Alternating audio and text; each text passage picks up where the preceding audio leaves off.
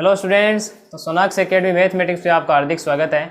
और आज हम कार्बन एंड इट्स कंपाउंड का लेक्चर नंबर 11 लेके आए हैं, जिसके अंदर आज हमें पॉलीमर पार्ट सेकंड के ऊपर बातें करनी है। तो इससे जो पीछे वाला लेक्चर है वो आप जरूर से देखें, वरना ये लेक्चर आपको समझ में नहीं आएगा। उसके अंदर अपने पॉलीमर क्या है, मोनोमर्स क्या है और पॉलीमराइजेशन क्या है, उसकी ट्रिक्स बताई थी कि पॉलीमराइजेशन किस प्रकार से किया जाता है। और एक नेचुरल पॉलीमर पढ़ा था जिसका नाम था नेचुरल रबर, और वही एकमात्र आपके नेचुरल रबर सिलेबस के अंदर है। और आज अपन पढ़ेंगे सिंथेटिक पॉलीमर्स। ठीक है, सिंथेटिक पॉलीमर्स पढ़ेंगे। तो उसमें से देखो पार्ट किस प्रकार से डिवाइड किए गए हैं वो देखते हैं। तो सिंथेटिक जो आपके पॉलीमर्स हैं वो आपके सिलेबस यानी 10th RBSc के अंदर 3 प्रकार के दिए हुए हैं। एक तो है फाइबर्स, ठीक है, सेकंड अपने प्लास्टिक्स हैं, और थर्ड अपने हैं नेचुरल रबर्स। अब फाइबर्स के अंदर आपके 3 हैं सिलेबस के अंदर। जो सबसे पहला है वो है नाइलॉन 66, सेकंड जो है वो आपके है टेरेलिन, ठीक है, और थर्ड अपना है वो है रेयॉन। तो ये 3 आपके फाइबर्स हैं। प्लास्टिक के अंदर भी हैं, जैसे बहुत सारे हैं इसके अंदर। तो PVC है, ठीक है, पान है, पॉलीथीन है, तो ये सारे इसके अंदर है प्लास्टिक के अंदर। और नेचुरल रबड़ अपने 2 हैं, एक है ब्यूना N और एक है ब्यूना S। ये 2 अपने नेचुरल रबड़ है, ठीक है। तो आज अपन क्या करेंगे, फाइबर्स हैं वो आज का लेक्चर में कवर होगा, लेक्चर नंबर 11 में।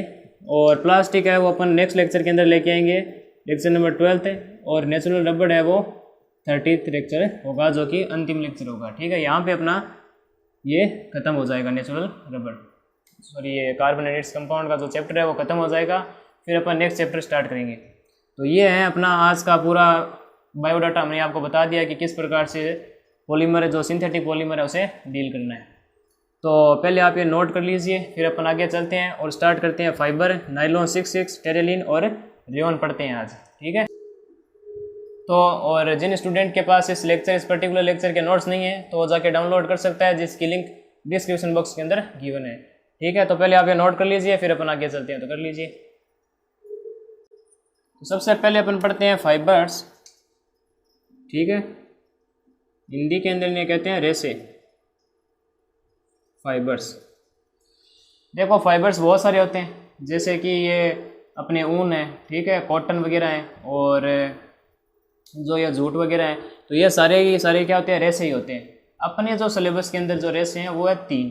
सबसे पहला अपना है नाइलॉन 66, फिर है टेरेलिन और फिर है रेयॉन। तो सबसे पहले अपन पढ़ते हैं नाइलॉन 66।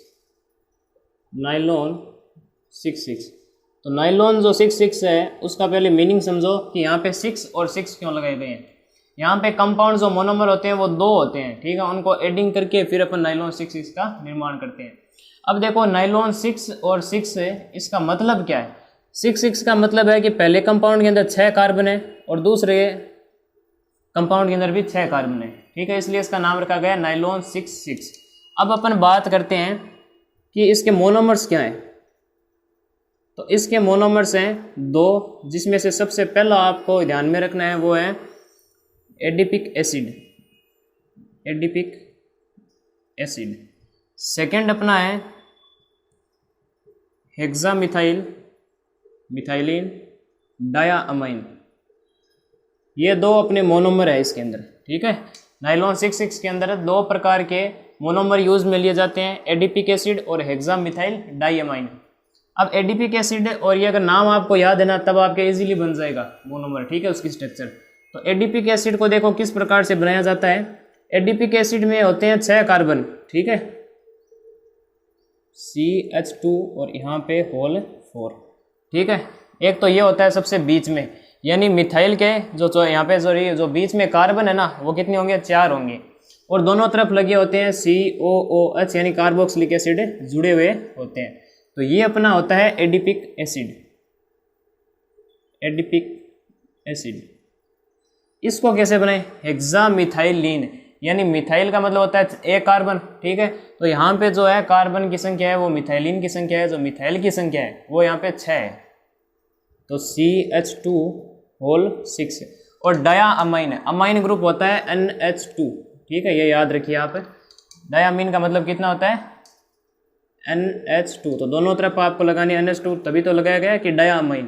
तो ये होता है हेक्सामिथाइल डाया अमाइन और वो होता है एडिपिक एसिड। अब इन दोनों को जब मिला देते हैं तब अपने क्या बनता है नाइलॉन 6,6। अब देखो मिलाओ, सबसे पहले लिखो आप एडिपिक एसिड। क्या इस COOH को मैं ऐसे लिख सकता हूँ क्या,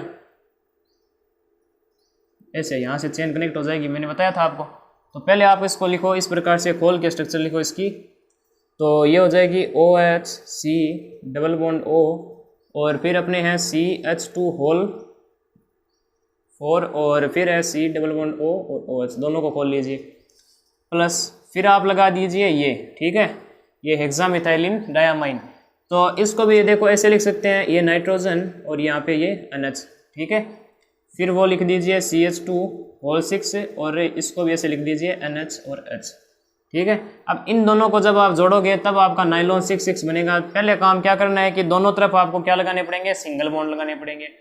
अब उस काम को एक बार रोकिए और आप यहाँ पे वाटर के मॉलिक्यूल निकालने शुरू कीजिए। तो वाटर के मॉलिक्यूल आप किस प्रकार से निकालोगे, यहाँ हाइड्रोजन लगेगा, सॉरी नाइट्रोजन लगा दिया। तो यहाँ पे वाटर के मॉलिक्यूल एक तो देखो ये निकल रहा है H2O, यहाँ से रिमूव हो जाएगा और ये बॉन्ड यहाँ से जुड़ जाएगा। फिर अपने बात करें तो एक OH यहाँ से निकाल दो और एक हाइड्रोजन यहाँ से निकाल दो, तो दो यहाँ पे वाटर के मॉलिक्यूल है वो रिमूव हो जाएंगे, तो 2 मोल्स ऑफ H2O यहाँ से बाहर निकल जाएगा। फिर अपन इसको वापस लिखो, यहाँ पे देखो एक बॉन्ड है वो फ्री हो गया यहाँ पे, ठीक है। तो ऑलरेडी यहाँ पे सिंगल बॉन्ड बन चुका है वाटर का मॉलिक्यूल निकालने के बाद। और फिर अपने H2H लिख दीजिए C डबल बॉन्ड O। अब यहाँ से OH और H निकल गया तो ये वाला बॉन्ड है वो जुड़ जाएगा, तो NH और CH2 होल 6 और NH, ठीक है। ये लो, इसको आपको इसके अनमोल लेने पड़ेंगे तब जाके इसके भी अनमोल बनेंगे, ठीक है। ये आगे फिर जुड़ता जाएगा और इसे ही बोलते हैं नाइलॉन 6,6। ये लो नाइलॉन 6,6। तो देखो फाइबर्स में सबसे पहला नाइलॉन 6,6 का मतलब होता है 6 कार्बन, ठीक है। और मोनोमर इसके होते हैं 2, एक होता है एडिपिक एसिड और एक होता है हेक्सामिथाइलिन डायामाइन। अब एडिपिक एसिड को बनाने के लिए आपको क्या करना पड़ता है कि मिथाइल के लेने पड़ते हैं 4 मोल लेने पड़ते हैं आपको, 4 मतलब इसके स्ट्रक्चर लेनी पड़ती है और दोनों तरफ आपको कार्बोक्सिलिक एसिड लगाने होते हैं, उसे बोलते हैं एडिपिक एसिड, ठीक है। और हेक्सामिथाइलिन डायामाइन का मतलब हेक्सा का मतलब 6 और मिथाइलिन का मतलब 1 कार्बन वाला, तो 1 कार्बन वाला CH2 और 6 इसके क्या हो गए अपने मोल ले लिए, ठीक है, 6 मोल्स ले लिए। अब ये डायामाइन का मतलब क्या होता है, अमीन का तो मतलब होता है, अमाइन होता है ना वो NH2 होता है, ठीक है। और यहाँ पे लिखा हुआ है डाया, यानी दोनों तरफ जोड़ दो, ठीक है, 2 बार। तब आपको क्या करने पड़ेंगे, इन दोनों को पहले जोड़ो, तो ये जोड़ दो क्या, फिर वाटर के मॉलिक्यूल आपको रिमूव करने हैं और फिर ये लिखना है, तो ये होता है नाइलॉन 6,6। तो पहले आप ये नोट कर लीजिए, फिर अपन चलते हैं टेरेलिन की ओर, तो कर लीजिए। अब अपने नेक्स्ट फाइबर की तरफ चलते हैं जो कि है टेरेलिन।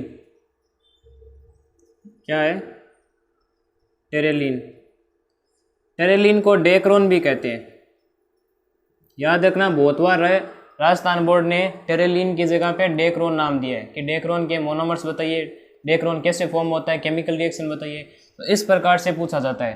तो अपने है टेरेलिन, ठीक है, सेकंड फाइबर, और इसे डेक्रोन भी कहा जाता है। अब देखो कि डेक्रोन के जो मोनोमर्स यूज में लिए जाते हैं वो भी 2 हैं, जैसे कि आपने अभी नाइलॉन 6,6 में पढ़े।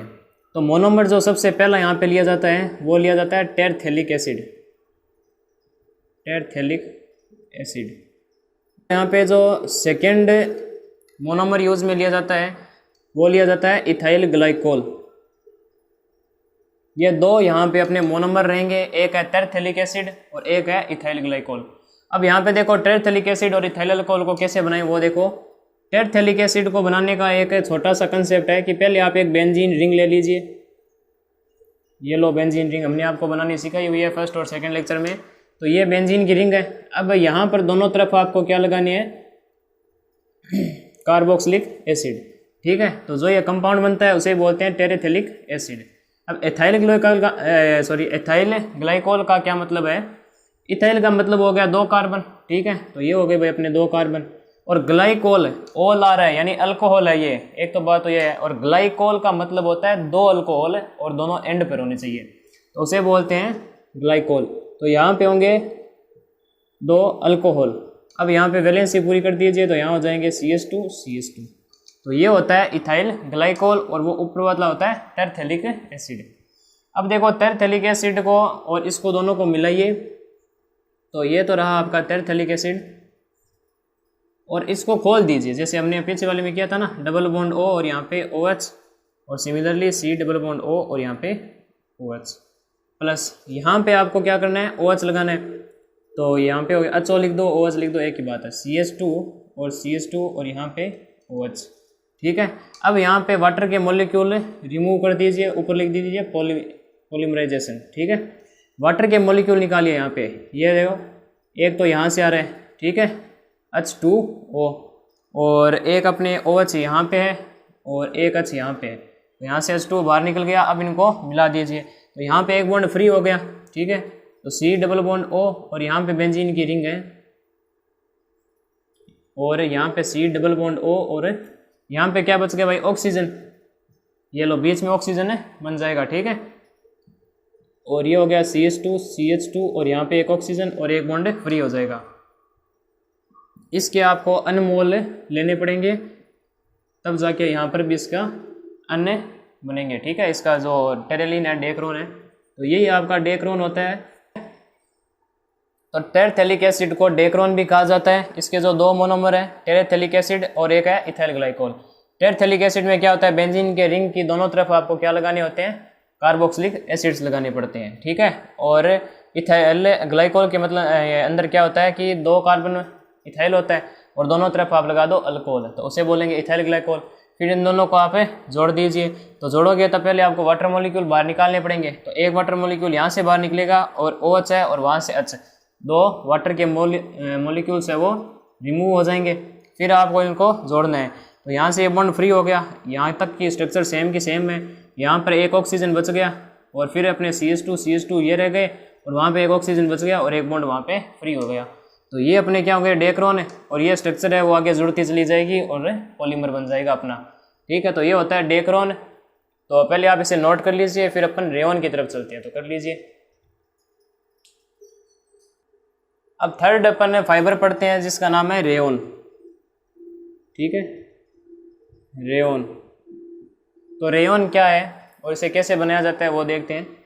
तो रेयन में क्या होता है, सबसे पहले आपको लेने पड़ते हैं कागज़, ठीक है, यानी सेल्यूलोज।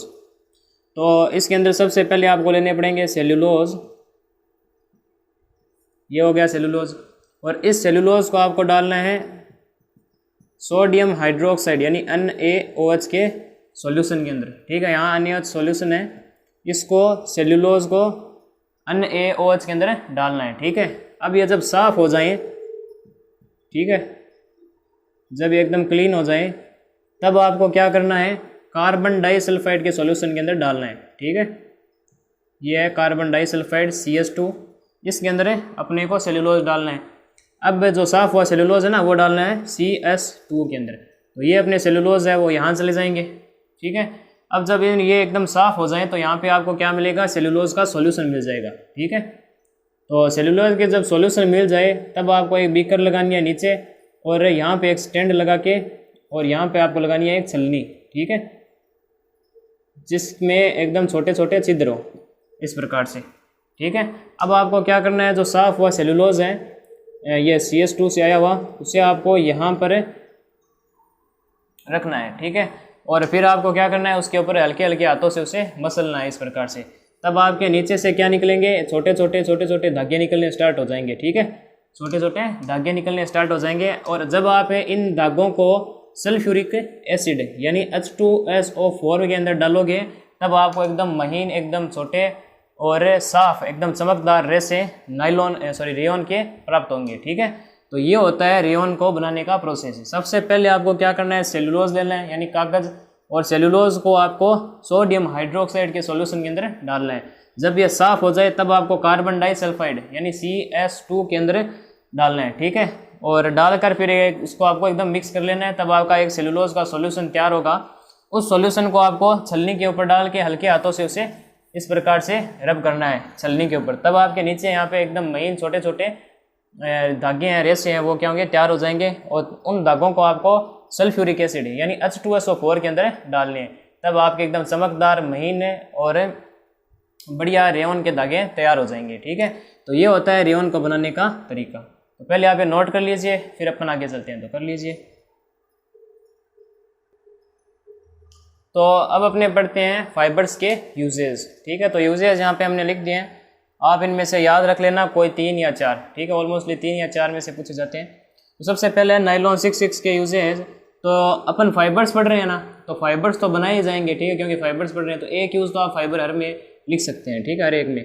फिर नायलॉन 66 है वो ये किस में उपयोग लिया जाता है, गियर पार्ट ऑफ मशीन में, यानी कि जो मशीन में जो गियर्स लगाए होते हैं, जिनकी आप पिक्चर ये देख सकते हैं यहाँ पे रही। ठीक है, फिर अपने लेते हैं टायर में यूज़। ठीक है, अब टायर का तो सबका ही पता होगा, फिर भी आप पिक्चर देख लीजिए। फिर अपने आते हैं क्लॉथ्स वगैरह में। ठीक है, कपड़े बनाने में। फिर फाइबर्स में आते हैं, फाइबर्स को तो आपका पता ही होगा, फाइबर पढ़ रहे हैं।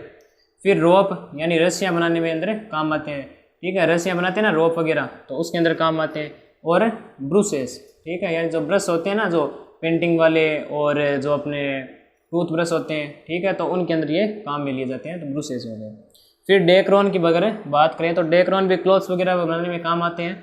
और पोल्स ऑफ बोट्स, यानी जो बोट होती है ना, जो नाव होती है, उनके जो ये अपन ये चलाते हैं ना, उनको क्या बोलते हैं, उन्हें पोल्स ही बोलते हैं। तो उनको बनाने के अंदर काम में लिया जाता है। और बेल्ट बनाने में काम में लिया जाता है। ठीक है, जो अपन ये कमर पे बांधते हैं ना बेल्ट, उसमें। और मैग्नेटिक टेप्स में अंदर काम आता है। और ये फाइबर्स वगैरह में इसके अंदर काम आता है। और फिल्म्स आपने देखी होगी, जो पुरानी ये कैमरों के अंदर डलती थी, जिसे हिंदी में रील्स बोलते हैं। ठीक है, बोला होगा कभी आपने, देखा होगा, रील्स बोलते हैं। तो उन फिल्म्स को बनाने के अंदर भी काम में लिया जाता है। फिर रेयन, तो रेयन के अंदर क्लॉथ्स वगैरह इनको बनाने में काम आता है। और फाइबर्स है। ठीक है, और मैट्स यानी दरियाँ होती है ना, जो दरी, उनको बनाने के अंदर काम में लिया जाता है। तो ये अपने हैं जिनमें आप दो तो ये रख ही सकते हो, फाइबर्स और क्लॉथ, फाइबर्स और क्लॉथ, दो तो ये हो गए। और एक एक आप मतलब एडवांस वाला रख लेना, जैसे यह टायर है यहाँ पे, या फिर पार्ट्स, गियर पार्ट वगैरह एक याद रख लेना। और इसमें से आप पोल्स ऑफ बोट याद रख लीजिए। ठीक है, एक एडवांस होना चाहिए ना यूज़। और यहाँ पर आप ये मेट्स लगा सकते हैं। ठीक है, यानी दरिया बनाने के अंदर काम में लिए जाते हैं। तो ये अपने हैं फाइबर्स के यूजेस। तो आज अपना यहाँ फाइबर्स ख़त्म होता है। तो पहले आप यहाँ नोट कर लीजिए। तो नोट कर लिया। आज का लेक्चर यहीं समाप्त करते हैं। प्लास्टिक इसमें ऐड नहीं कर सकते, लेक्चर बहुत लंबा हो जाएगा, तो आपको देखने में दिक्कत होगी। तो आज अपने फाइबर्स कंप्लीट होते हैं। नेक्स्ट जो लेक्चर आएगा, लेक्चर नंबर 12 है, उसके अंदर अपने पढ़ेंगे प्लास्टिक। ठीक है, एक लेक्चर प्लास्टिक का हो जाएगा, एक फाइबर्स का हो जाएगा। अगर वहाँ पे अपन ब्यूनान वगैरह ये ऐड कर सकते हैं तो देखेंगे, वरना उसका भी एक अलग से लेक्चर बनाना पड़ेगा। ठीक है, तो नेक्स्ट अपना लेक्चर आएगा प्लास्टिक्स पे। तब तक के लिए पढ़ाई करते रहें। जय राजस्थान।